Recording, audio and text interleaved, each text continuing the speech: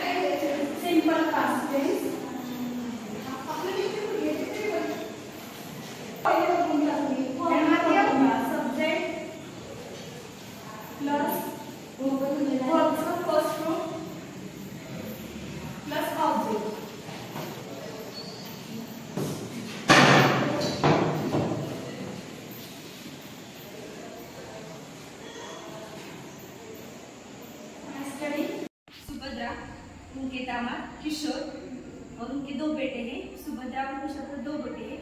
एक का नाम है मनीष, वो अमेरिका में पैकेज में नौकरी कर रहा है। उसका जीवन बहुत ही सुखी बीत रहा है, लेकिन उसे पता नहीं है कि उसके खानदानी कुछ जमीन है और उसे सुभद्रा को उस जमीन का कोई महत्व नहीं है, क्योंकि उसके पति सरकारी नौकर है और रेलवे में अच्छी पदवी पे काम कर रहे हैं। इसलिए उसका जीवन बहुत बिना किसी कष्ट के बीत रहा है। लेकिन कहानी में जब मोड़ आता है कि सुभद्रा के पति गुजर जाते हैं और उसके बेटे की जो पैकेज वाली नौकरी है वो छूट जाती है, तब सुभद्रा के जीवन कठिन समय आता है। महत्त्वाची गोष्ट म्हणजे बालपणापासून संस्कार आपल्यावर चांगले व्हावे अशी आई-वडिलांची इच्छा असते। आई-वडील काय कॉलेजवर आपल्याला लक्ष देऊ शकत नाहीत, कॉलेजमध्ये आता शिक्षणाचं लक्ष आपल्यावर असतं।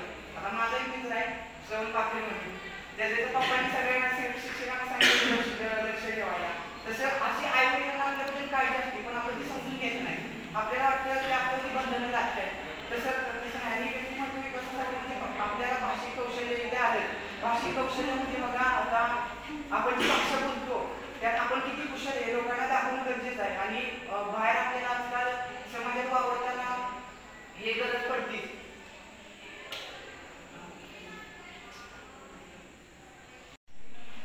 आपल्या भाषेत आता सरांनी सांगितलं म्हणजे आपण वागताना आपल्या दिसण्यावरून सुद्धा आपली पर्सनॅलिटी कशी असावी, म्हणजे जसं की इस्त्री ठेवून मस्त कपडे घालावी, चांगले केस विचारावे, अशी गडबीड मारू नये, आणि चांगले दिसणे गरजेचं असतं। चांगले दिसणे की इम्प्रेशन पण पडतं म्हणजे बाहेर आपल्या याच्यात। मग व्यक्तिमत्व विकासासाठी ती एक गोष्ट महत्त्वाची आहे। अजून अशा बऱ्याच गोष्टी आहेत ज्या सरांनी सांगितल्या। आपण बोलताना नेहमी मन मोकळेपणाने बोललं पाहिजे। मनात कुठली गोष्ट नाही की आपण बघा एखाद्या कोपऱ्यात असं पुढत राहतो, तर तसं राहायला नाही पाहिजे। म्हणजे मन मोकळेपणाने बोललं की आपल्या व्यक्तिमत्वाचा विकास तो होतो।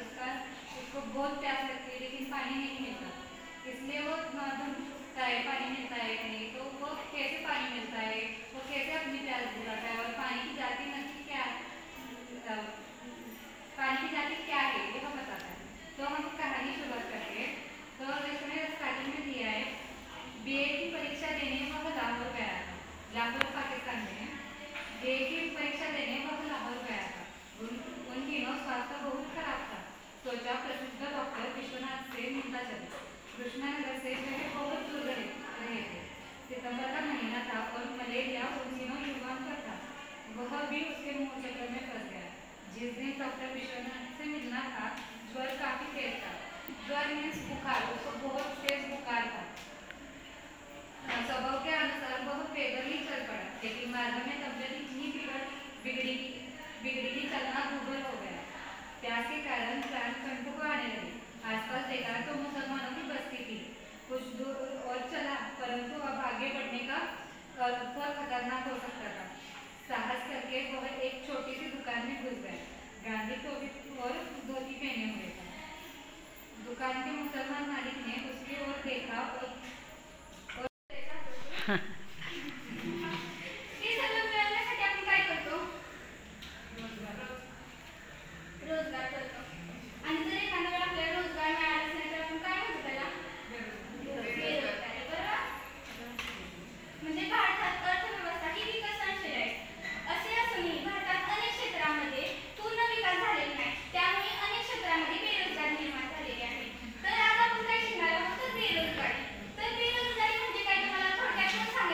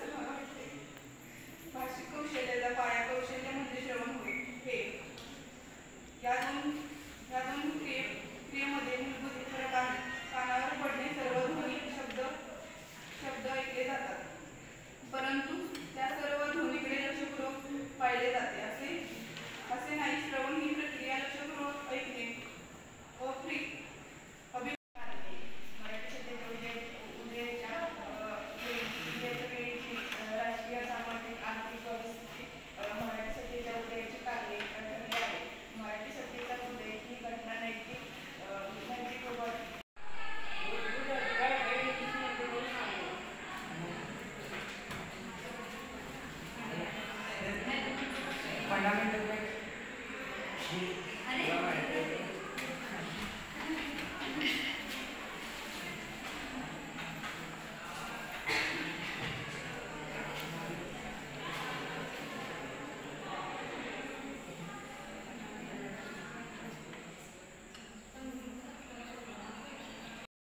Chiuso tutti delle